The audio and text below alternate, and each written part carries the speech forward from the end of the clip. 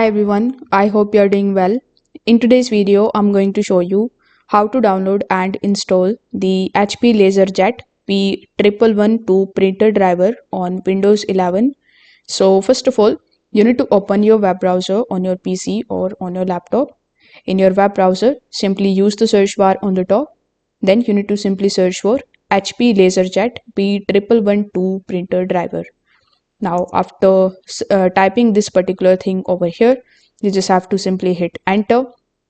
Now, you will find bunch of different links here that contains the HP DeskJet 1112 printer software and driver download. So I want you to click on the link and simply click on the option of open link in a new tab. So here, as you can see, this was the page that we have opened previously. So here on this page, simply click on the option of all softwares and drivers. After clicking on this page, it is going to show you the driver associated with your HP DeskJet 1112 printer. You just have to click on the download button and it will be downloaded and installed successfully in your device. Now, as you can see, when I clicked on the option of all softwares and drivers, nothing is showing up.